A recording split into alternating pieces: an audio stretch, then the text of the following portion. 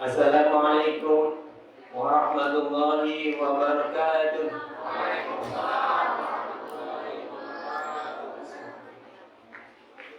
Alhamdulillahilladzi an'ama 'alaina bi ni'matil iman wal islam. Asyhadu an la ilaha illallah wahdahu la syarika lah. Asyhadu anna Muhammadan abduhu wa rasuluhu la nabiyya ba'dah. Allahumma shalli ala sayyidina Muhammadin wa ala alihi wa ashabihi wa man tabi'ahum bi ihsan ila yaumiddin. Jamaah salat Isya Masjid Al-Ikhlas yang dirahmati Allah. Mari kita selalu bersyukur pada Allah karena dengan rahmat, taufik dan hidayahnya kita bisa sampai ke masjid yang mulia ini untuk melaksanakan kewajiban yang sangat agung, yaitu menjalankan salat Isya berjamaah. Kemudian salawat dan salam semoga selalu tercurah kepada junjungan Nabi besar kita Muhammad Sallallahu Alaihi Wasallam beserta keluarga, sahabat, dan pengikutnya yang selalu setia menjunjung sunnah-sunnah beliau sampai akhir zaman. Seperti kita ini, insyaallah. Amin. Jamaah Masjid Al-Ikhlas yang dirahmati Allah. Ada ulasan untuk kemarin. Kalau sekiranya ada yang kurang jelas, tolong ditanyakan. Kalau sudah jelas, alhamdulillah. Kalau sudah paham, alhamdulillah. Jangan-jangan saya yang malah yang tidak paham. Jamaah yang dirahmati Allah. Hari ini untuk pada hari ini saya kasih judul apa itu ibadah. Saya mau perdalam mengenai ibadah itu seperti apa. Jadi mengenai yang marhaban dengan ahlan masalah dengan marhaban sudah tahu. Walaupun ahlan masalah seandainya orang itu sudah tidak mengerti maknanya, tapi kan pakainya sudah ada di masyarakat, sudah ada, jadi aman-aman saja. Termasuk yang marhaban ini yang perlu diperdalam. Jadi yang marhaban itu roh dari kata, ya udah dijelaskan sebenarnya sama Pak Sainuri, sudah dijelaskan ya. Tadi Ramadan asalnya dari kata rahmat, yang bermakna kalau ditujukan ke dada kita bermakna hati yang luas. Terus disebutkan juga pada masa lalu itu ada tempat yang luas, tempat untuk mengambil bekal. Jadi bulan Ramadan ini memang kesempatan kita untuk mengambil bekal, jadi beribadahlah sepuas-puasnya karena akan dilipat gandakan. Terus pada bulan ini benar-benar tamu yang aku yang pada para salafus saleh itu benar-benar mempersiapkan diri sampai 6 bulan sebelumnya. Bagaimana kira-kira di bulan Ramadan apa yang bisa saya lakukan, amalan apa? Amalan biasanya yang biasa ini kan ya kayak tadabbur Al-Quran, sedekah, dan memperbanyak sholat sunnah.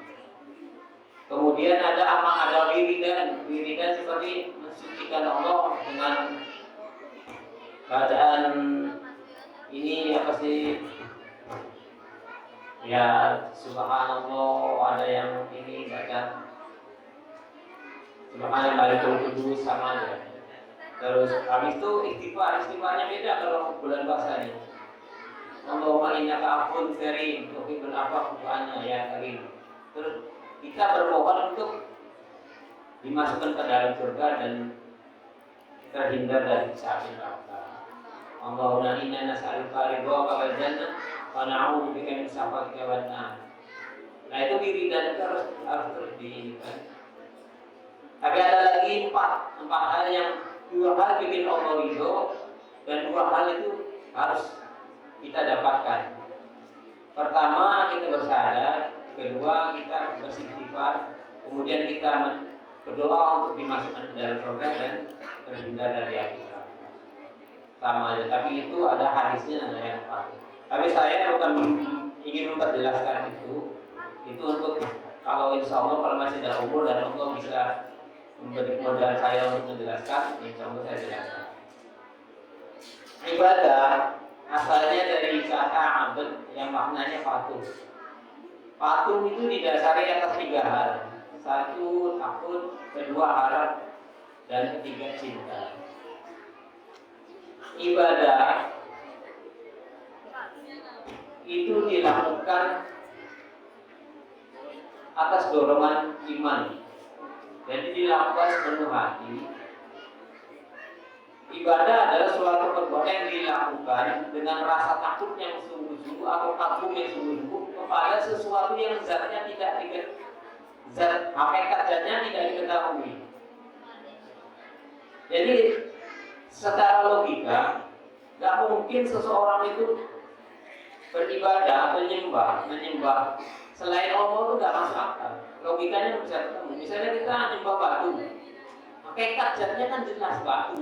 Kalau kita pikir misalnya ada batu besar, terus kita sembah, minta apa sama batu, kita berpikirnya kalau ada orang Kuningan itu daerah kabupaten daerah saya di Cirebon, batu sebesar apa jadi kecil-kecil bisa buat ngecor. Begitu juga kalau kita ada orang menyembah apa aja, misalnya menyembah pohon besar, orang pada minta apa di pohon besar, cara logika nggak masuk akal. Nah dulu waktu itu kan kecil dulu, dari biji itu jadi besar, kemudian disembah. Zatnya jelas. Kalau dikuliti terus dioles sama sekarang mati. Bagaimana kita menyembah sesuatu yang keberadaannya itu bisa jadi nggak ada? Kita menganggap pada sesuatu yang kalau kita kabur kepada sesuatu, kalau zatnya jelas, kemudian kita misalnya mengagumi lukisan, lukisan ini bagusnya. Coba kita teliti. Setelah diteliti, kekaguman itu pasti akan berkurang. Sama siapa aja yang zatnya nampak. Ada batu. Kalau zaman dulu kan ada kayak Umar bin Khattab itu kan bikin Tuhan dari tepung. Giliran lapar, kanannya kita makan. Orang lapar, Tuhan jadi makan. Ya karena zatnya jelas tepung bisa dimakan. Logikanya nggak ketemu. Kita juga sesuatu yang keberadaannya ini bisa tidak ada. Sementara Allah zat yang akan ada terus. Wal awal wal akhir. Wal awal dia tuh Allah itu zat yang adanya itu sebelum kata ada itu ada. Adanya itu sebelum kata ada itu ada. Nah dia tahu Subhanahu wa ta'ala. Terus kalau ibadah dalam kita kan kaji ada ibadah, ada ubudiyah. Kalau ibadah dalam kajian tasawuf rupanya beda. Ibadah dalam kajian tasawuf itu satu, kalau ibadah itu kita menjalankan perintah Allah, meninggalkan larangan itu dengan kesabaran. Ubudiyah di atas itu rupanya. Ubudiyah kita menjalankan perintah Allah dan menjauhi larangannya dengan ridho, dengan rasa ridho, senang, ini gembira, menerima. Nah, yang ketiga namanya ubudah. Itu kita meninggalkan larangannya, menjalankan perintahnya dengan makrifat. Jadi nampak keagungan Allah itu nampak, sehingga ya kita tidak, kalau udah tingkat ini tidak bakal berbuat maksiat. Nampaknya agungnya Allah. Tapi tingkat makrifat ini karena saya jangankan itu ridho aja belum, sabar aja mungkin masih sabar aja. Jadi kalau mau saya jelaskan yang ini percuma saja. Saya aja nggak ngerti, belum bisa mengamalkan. Kalau saya sudah balik dari situ baru saya jelaskan. Saya baru mau berangkat ya. Bagaimana kalau mau menjelaskan kota Madinah seperti ini, cuma baca di buku aja kan kayaknya bingung. Nanti yang benarnya kan nggak jelas. Nah, jadi ibadah itu bentuknya seperti itu. Terus kalau ada orang misalnya makan pakai tangan kanan, kemudian ditanya sama kawannya, kenapa kau makan pakai tangan kanan? Saya merasa nyaman makan pakai tangan kanan. Itu bukan ibadah kalau seperti itu. Tapi kalau dia ngomong saya makan pakai tangan kanan atau minum pakai tangan kanan, itu karena itu perintah Allah. itu ibadah. Nah, tolong ada ditulis ibadah adalah, nah tulis. Nanti kalau kita tanda tangan, saya tanya nggak bisa jawab, tanda tangan separuh dapatnya, nggak penuh. Ibadah adalah sesuatu perbuatan, semua perbuatan baik yang dikerjakan karena tercetus ingin mentaati Allah dan Rasulnya. Ya, dari niat ingin mentaati Allah dan Rasul, perbuatan baiknya itu diniatkan karena ingin mentaati Allah dan Rasulnya, itu baru ibadah.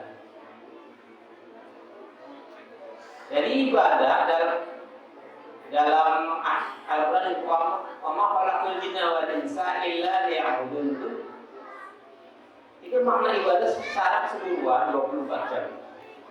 Yang dilakukan sama ulama itu kayak sholat, zakat, puasa, haji, itu ibadah makdo, ibadah murni yang menggunakan hukum iktibar. Jadi harus akal dan pikiran kita tidak boleh merekayasa, harus semirip apa yang dilakukan Rasulullah.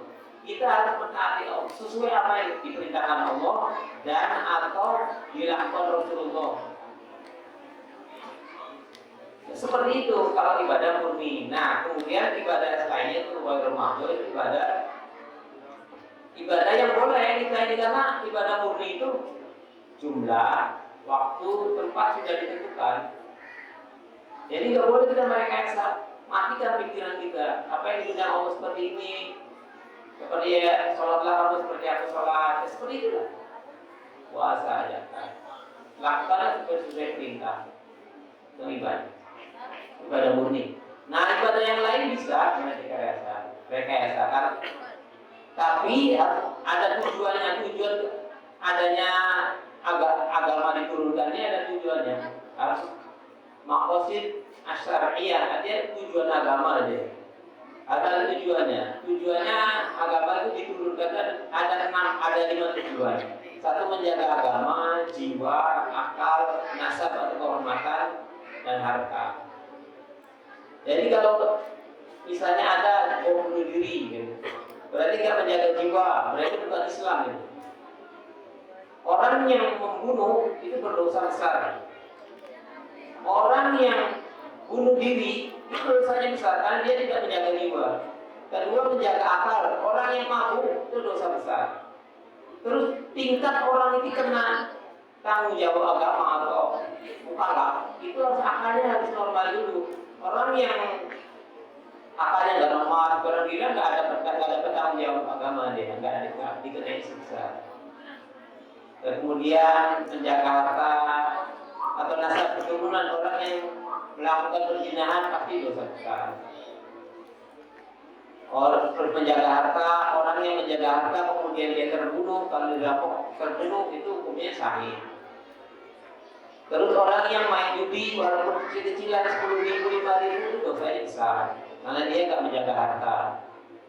Nah, diturunkannya agama ini untuk 5 tujuan itu. Jadi kita balik lagi, kalau ada perbedaan pendapat yang sampai menimbulkan perpecahan, caci maki, itu bukan di luar Islam. Kalau kita tahu tujuan diturunkannya syariat Islam ini. Nah, jadi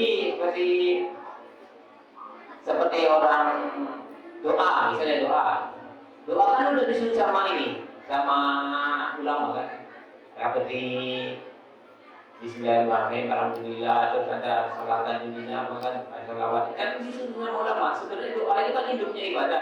Artinya ini dulu yang dibid'ahkan. Kenapa diberikan disuruh sama ulama? Zaman Rasulullah pasti nggak ada kayak disuruh kayak gitu. Perintahnya ada, tapi lah di situ itulah yang boleh. Kan direkayasa namanya. Itu boleh, hukumnya boleh. Kecuali ada larangan. Jadi sesuatu apa saja nggak bisa dihukumi atau dikasih sanksi kalau belum ada larangan. Ketika ada larangan, perbuatan itu baru dihukumi sanksi. Misalnya kita, jadi semua ibadah itu kayak jadi PNS, jadi polisi, jadi hakim, jadi apa itu harus berjalan di atas syariat, di jalan ibadah. Artinya Kalau kita berdagang, bagan hukumnya boleh. Tapi kalau dia main riba, itu larangan. Kalau dia ngurangi timbangan, larangan. Nah kalau dilarang ya kena sanksi. Misalnya dilarang mengurangi timbangan, kita beli 1 kilo, pulang ke rumah tinggal 9 ton. Apa plastik yang bocor, apa timbangannya yang benar, kan nggak tahu. Nah itu kan kena ya. Jadi kalau ada larangan, baru kena sanksi. Kalau nggak ada larangan, sebenarnya boleh. Apa aja yang ada larangannya, nah, itu baru dikena sanksi. Kalau nggak ada larangan, silakan aja jual beli.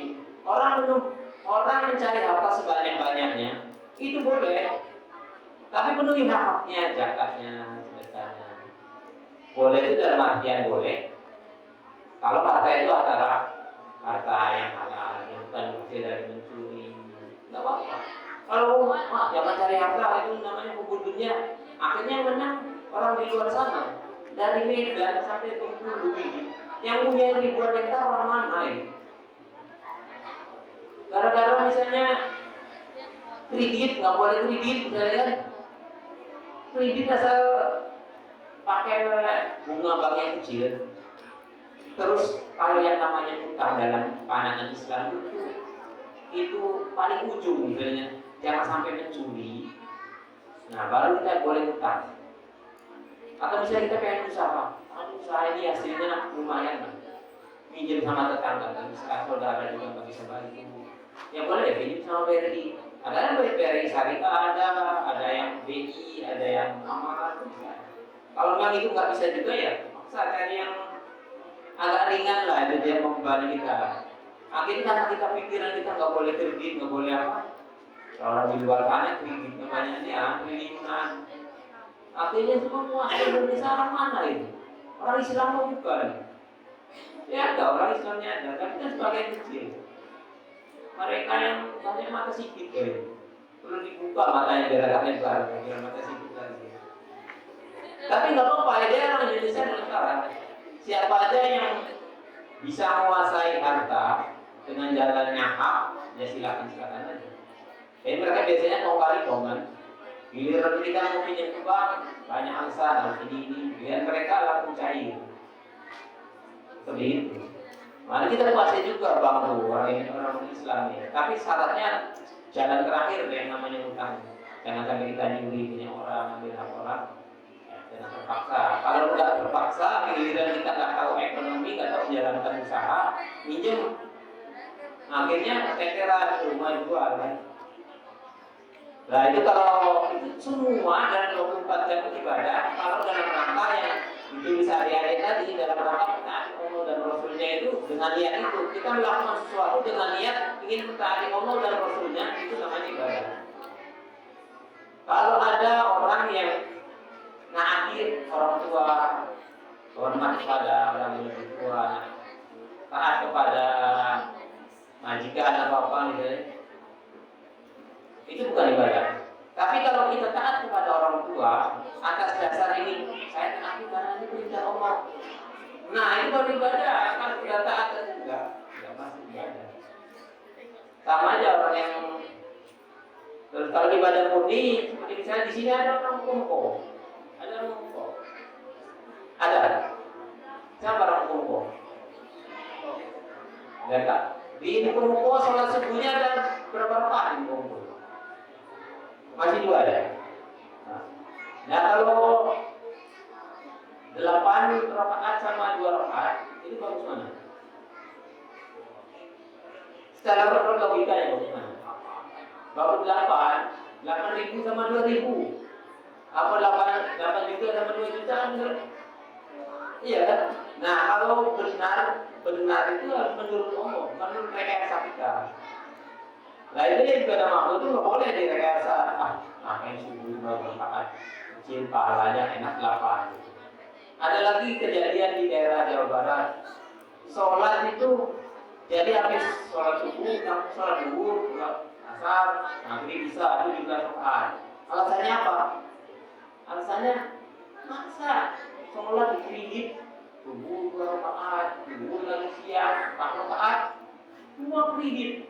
Kendaraan kredit, rumah kredit, enak cash sama Allah, jadi di cash. Tapi nggak lama berapa tahun akhirnya juga paham sesat itu. Iya, dari semua dikredit, dari yang motor kredit, rumah kredit.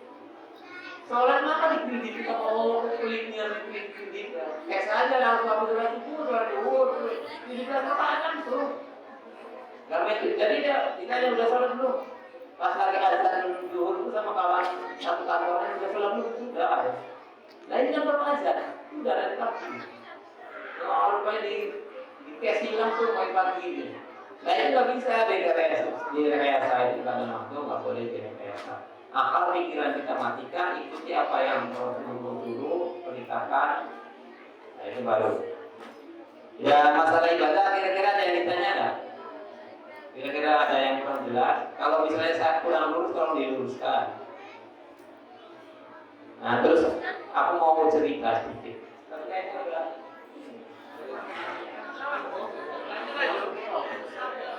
Jadi cerita sedikit. Jadi ada cerita fakta ini, bukan cerita dongeng. Jadi ada cerita di Damaskus. Ada penggali kubur. Penggali kubur nih lagi nungguin siapa kira-kira yang menyuruh gali. Datanglah ibu-ibu tuh. Datanglah ibu-ibu. Tolong bikinkan ini satu orang ukuran sekian digali kuburan bersama penggali kubur. Nah, penggali kubur ke dalam, ada juga yang keluarganya ada turun ke bawah, ada keluarga yang satu orang gali kubur ini langsung pingsan. Nah itu diangkat orangnya dikubur ditendang.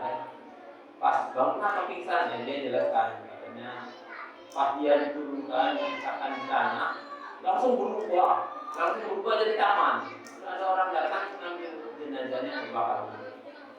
Nah suatu saat yang bulan kemudian lama datang lagi itu lagi datang, tolong bikinkan itu lagi, bikin lagi, sekarang bikin yang kali kedua ini pingsan sama begitu dia diletakkan di tanah mayat ini langsung berubah jadi taman. Datang lagi orang yang ambil, langsung dia udah selesai kerja itu. Mau nanya bu katanya ini amalan apa sehingga saya jelaskan seperti ini kejadiannya. Yang pertama katanya itu anak saya, yang kedua anak saya juga kan kakaknya adiknya, ini kakaknya yang kedua.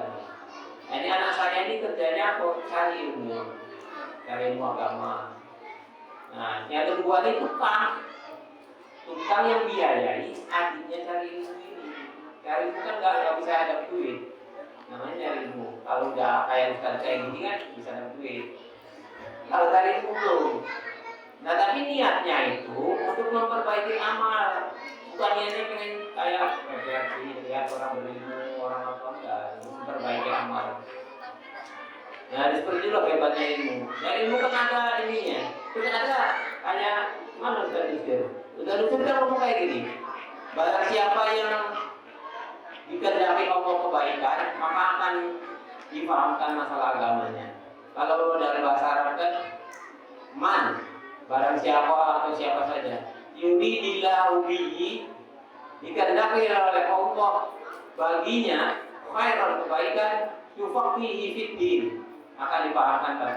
Itu jangan pernah berkata seperti kalau mau berkendak walaupun gak belajar saya pintar sendiri. Nah itu bukan omongan yang benar itu. Orang yang dikehendaki Allah kebaikan sampai dia paham agama, orang ini mencintai majelis taklim, kajian-kajian Islam pasti. Dan dia bertahun-tahun terus hobinya seperti itu. Bukan dia mau belajar kalau pintar sendiri, kalau ngerti deh nggak jelas itu. Bukan, pasti dia ahli ilmu. Artinya senang dia ikut kajian. Sampai dia tua masih senang majelis taklim apa. Jadi seperti itu nggak ada yang sifatnya instan. Yang ada cuma seperti Indomie ya instan. Kalau yang cari yang seperti itu, kalau misalnya Allah tidak suka kepada orang yang berbuat keburukan, ya. Inna Allah la yuhibbul, misalnya kan zalimun, misalnya orang-orang yang melakukan keburukan. Ya orang yang berbuat kezaliman Allah tidak suka. Bukan artinya apa layak tidak memberi petunjuk kepada orang yang berbuat kezaliman. Bukan berarti Allah tidak memberi petunjuk. Dianya sendiri menutup diri dari petunjuk. Kecenderungannya dia itu yang memberi hawa nafsunya, bukan peringatan pasti ada, petunjuk itu ada, tapi nggak dikasih taufik dari Allah. Taufik itu kemampuan menjalankan petunjuk. Nah, jadi supaya kita bisa senang dengan apa yang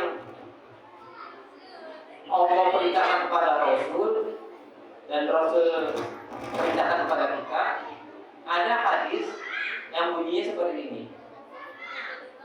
La yu'minu kalau bahasa Indonesia itu tidak beriman, tapi sudah dikoreksi sama ulama, kurang sempurna.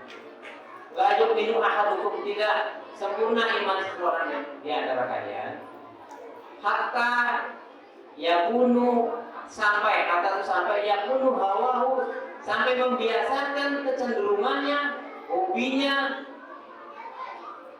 tabaan lima, mengikuti apa-apa GTP yang aku bawa. Jadi kita tuh kalau ada Rasulullah memerintahkan begini, kita udah senang duluan, terus kita praktekkan. Nah, itu makna dari hadis itu. Bukankah kayak kita ketemu bulan puasa, ya, nanti biasa makan nggak makan, bukan, kita harus senang dulu sampai dia hatta yang penuh hawa, dari kecenderungannya, hobinya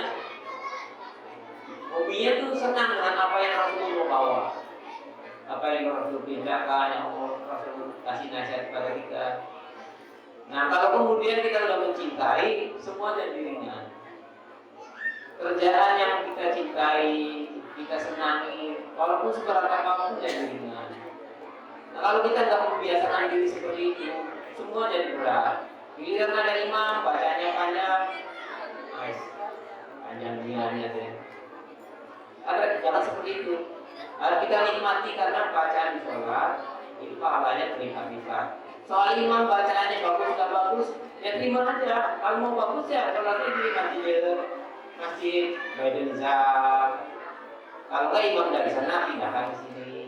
Itu bacanya ya sebagai doa saja itu. Ikuti aja, karena kita sesuai di sini kan. Ini kan Ustadz kandang, jadi bacanya seperti itu. Yang kondang bacanya bagus lagi. Nikmati aja apa yang ada, syukuri. Jangan sampai gara-gara itu amal kita jadi bisa menilai ini, menilai itu. Ya, demikian, semoga bermanfaat. Wassalamualaikum warahmatullahi wabarakatuh.